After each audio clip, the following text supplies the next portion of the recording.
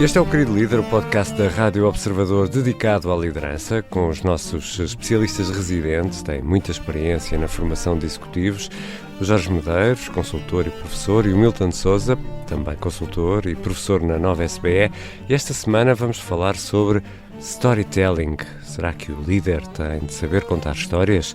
Como sempre, os nossos episódios abrem com um sim chefe, não chefe. Analisamos a performance de um líder e hoje é Bob Chapek, o ex-CEO da Walt Disney. Eu sou o Ricardo Conceição e este é o Querido Líder. Bem-vindos, Jorge Medeiros e Milton Sousa, ao vosso Querido Líder. Olá, Querido Líder. Olá, Ricardo. O Milton ainda está fora nesta edição, mas está cá dentro também, e vamos, como sempre, arrancar os nossos episódios com um sim chefe, não chefe, e esta semana a figura escolhida é Bob Chapek, ex-CEO da Walt Disney. Milton, um sim chefe ou um não chefe?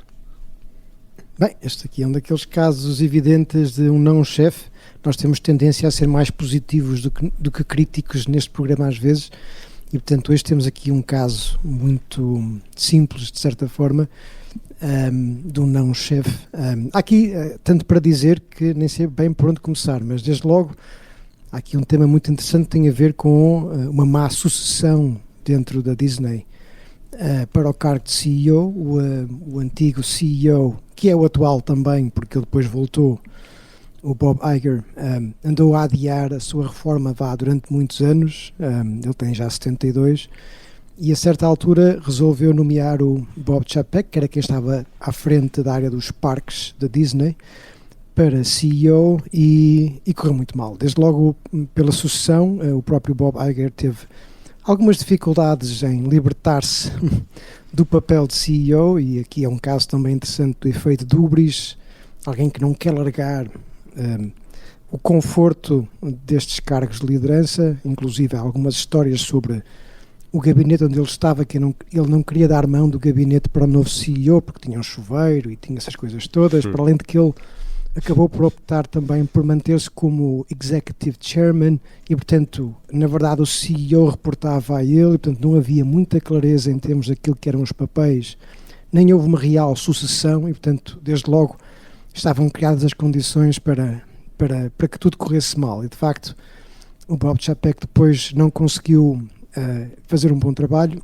Para além destas questões da sucessão, ele seguiu uma linha de um certo isolamento, de centralização do poder em si próprio, retirou também poder às direções criativas dentro da Disney, o negócio de streaming começou a correr mal, e portanto é uma pessoa que, pelo que contam as histórias, não era assim muito empática, muito dada à relação, e de certa forma um desalinhamento muito grande com aquilo que é, na verdade, o que nós associamos à Disney, né? De empatia, compaixão, comunidade, e portanto houve ali claramente um desalinhamento entre os seus comportamentos e aquilo que a Disney defende, embora eu também tenha aqui algumas reservas relativamente ao próprio Bob Iger, mas de qualquer das formas, por estas e outras razões, que se calhar o Jorge também irá falar, para mim claramente um não-chefe. Jorge?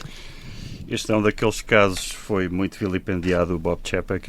Eu aqui não sei se é um não-chefe, porque o Milton já tocou aqui em alguns pontos que são algumas bandeiras muitíssimo encarnadas relativamente à navegação, e não só tinha um gabinete maior, como não abdicou do gabinete maior o Bob Iger, e fez questão, se assim podemos dizer, que o Bob Chapek tivesse um gabinete menor.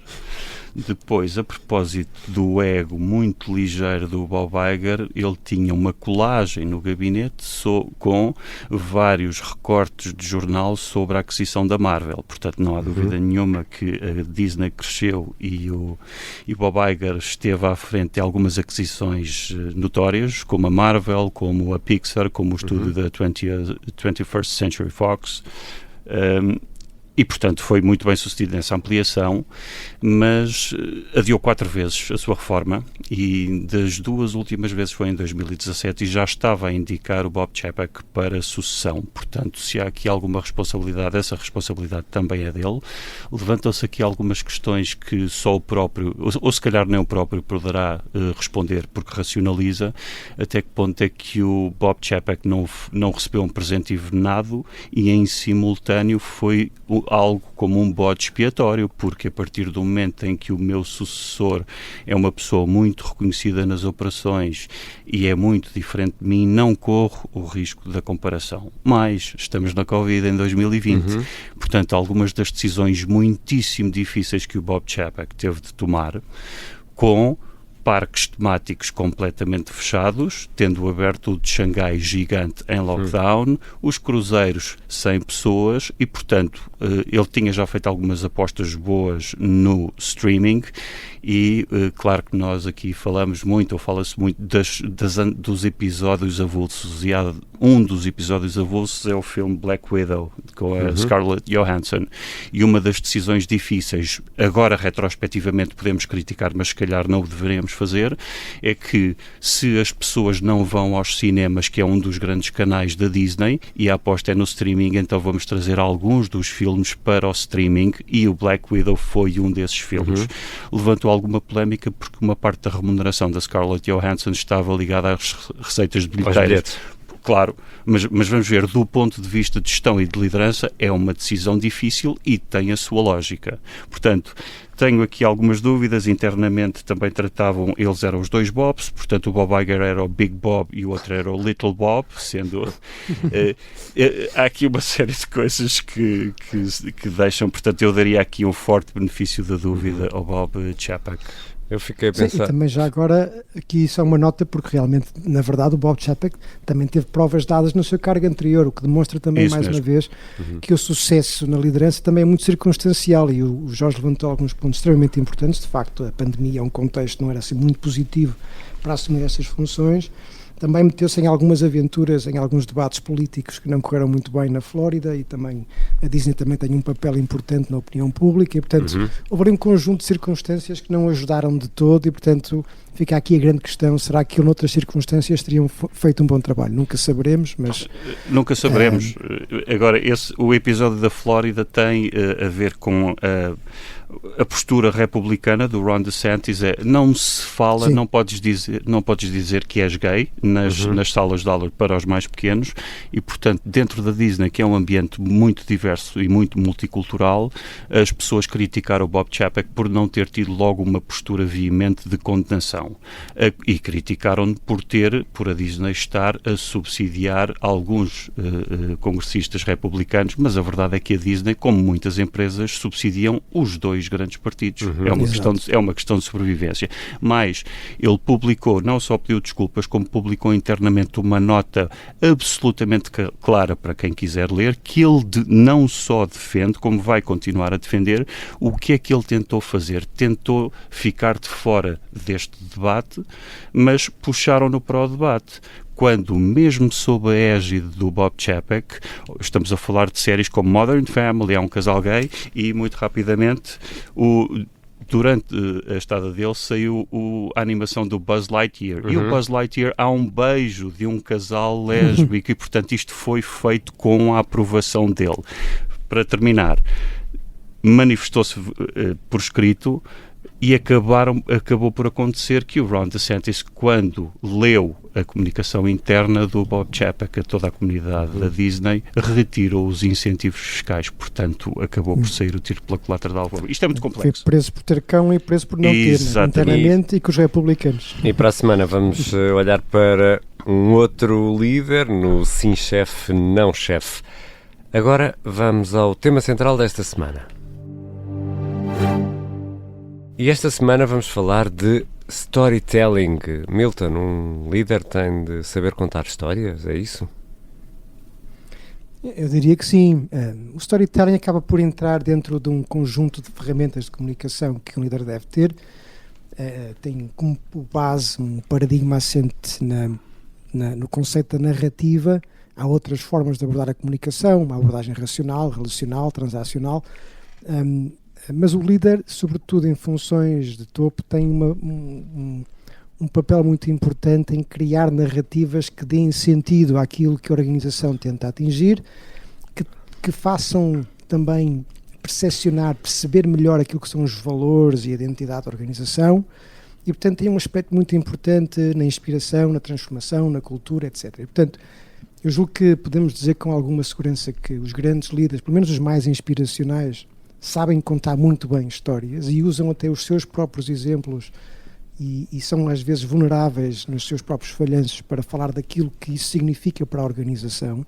E portanto o storytelling tem um papel muito importante. O caso mais conhecido de hoje é o próprio Satya Nadella ter nomeado um Chief Storyteller, portanto uma pessoa que ajuda os líderes a contar as suas histórias. E só aqui uma nota muito rápida antes de passar também ao Jorge, porque é que o storytelling funciona? Desde logo contribui para memorizar melhor a mensagem. É mais fácil, e alguns estudos até o mostram em contexto de sala de aula, e estudos experimentais, nem sequer são correlacionais, que mostram que é possível que os alunos se lembrem melhor daquilo que é o conteúdo das aulas quando é feito através de histórias do que através apenas dos factos e dos modelos, não é? Por outro lado, ajuda a estabelecer melhores ligações, e há um efeito muito interessante que cria maior empatia perante as personagens. A personagem forem os próprios líderes, a organização. Alguns estudos mostram que uma boa história liberta, como quando vemos um filme, um neurotransmissor chamado oxitocina, que é também chamada hormona do amor, se quiserem, que nos faz empatizar com os personagens, e portanto há aqui um efeito de confiança, de relação, que nos faz sentir mais ligados com os líderes, e portanto eu julgo que um bom líder terá que ser também um bom storyteller. Jorge, mas nós não desconfiamos quando nos vêm contar histórias? Desconfiamos e devemos desconfiar. Mas não... Vamos olhar aqui para duas dimensões. Se a perspectiva é a perspectiva científica e estatística que qualquer líder deverá ter cada vez mais para analisar os dados e para separar o sinal do ruído, aqui esta ideia que o Milton está a partilhar e bem não é nesse sentido. Portanto, se eu utilizar uma história para enviesar o caminho ou para enviesar a decisão, cuidado, e isso é uma competência que tem de ser desenvolvida, mas não é disso que estamos a falar. Estamos a falar muitas vezes, e especificamente em ambientes difíceis, se não houver uma história, fiquem descansados, cada pessoa irá criar a sua, e portanto a função da liderança pode ser também, e deve ser também muitas vezes, o criar uma narrativa, não no sentido plástico da coisa, mas co-construir uma narrativa. Há aqui um estudo muito recente, é um estudo, na verdade é um estudo estatístico, mas muito recente, do Academy of Management Journal, da Rita Chappell e do Peter Jordan, e eles identificam 3 grandes áreas, não vão ser surpreendentes, mas são, por um lado, o criar um sentido partilhado. Portanto, a ideia é ter aqui um sentido partilhado e, para além disso, ter esta comunicação e ser co-construído de forma a que as pessoas tenham este significado. E, portanto, já se nota também na literatura, está documentado assim, algumas fotografias estatísticas, obviamente isto precisa de mais estudo, mas que muitos líderes já utilizam, mas utilizam de uma forma muito avulsa e muito dispar, portanto não tanto com a consciência do que deve ser feito. E esta ideia da narrativa é importante porque nós já aqui falámos do Kurt Lewin, um dos pais da sociologia, e o Kurt Lewin falava daquelas, isto vou só relembrar, já falámos sobre isto, era para haver mudança é preciso primeiro descongelar, depois promover a mudança e recongelar. Depois também falámos do John Kotter, que foi muito conhecido nos anos 90, anos 2000, para pôr mais passos, mas a lógica é a mesma, e introduziu alguma emoção. A lógica aqui da narrativa é ser menos cognitiva ou complementar esta cognição com a ideia com a emoção e com uma emoção essencialmente partilhada. E eu trouxe aqui alguns exemplos muito, muito rápidos, Milton, mas também não quero, estou a sentir que estou a monopolizar a conversa. Não estás nada. Não, força, avança. O Ésopo, nós falamos muito da ideia ideia do mais vale um pássaro na mão do que dois a voar. Isto atravessa o tempo, atravessa a cultura, é uma história que é atribuível numa forma ligeiramente diferente a Aesop. Portanto, estamos a falar de 2500 anos, de uma história que é muito concisa e que perpassa. E há um livro, este recomendo vivamente, do escritor E.M. Forster, o Aspects of the Novel, e ele dá um exemplo muito simples, é: o rei morreu, a rainha morreu. Isto em si é uma história. Mas se dissermos a mesma coisa com mais uma outra palavra, o rei morreu e a rainha morreu de desgosto, já temos uma história e um enredo. Já temos um enredo. E, portanto, muitas vezes esta emocionalidade pode ser dada com uma palavra, e eu vou partilhar. Este é um exemplo avulso de um ilustre anónimo que diz: ainda faço café para dois. Este ainda, o poder deste ainda, não é? A emoção e a história que este ainda conta, e acho que vale a pena termos isto mais em conta. Ou seja, Milton, só para encerrarmos este capítulo, é importante até para trazer a equipa para o sítio certo, que se saiba contar a história, que se saiba usar estas palavras-chave. Sim. Isto desde logo, há muitas ferramentas que nos podem ajudar a construir uma narrativa que faça sentido. O Jorge referiu um aspecto muito importante, que é a importância de dar sentido e fazer o sense-making, e ajudar as pessoas a entender melhor, por exemplo, a estratégia, a cultura, etc. Porque as pessoas... nós estamos de dissonância cognitiva e, portanto, na ausência de informação, nós preenchemos os vazios com aquilo que achamos que faz mais sentido por nós. E, portanto, o líder tem que ajudar a fazer essa transição, e o storytelling pode ajudar imenso. Depois, há pequenas chaves, pequenas palavras, pequenas frases que podem ajudar imenso e que se traduzem depois em heurísticas, não é? Que nos ajudam depois, nos momentos de tomar uma decisão, a perceber, eu lembro-me da história e sei o que é que tenho que fazer.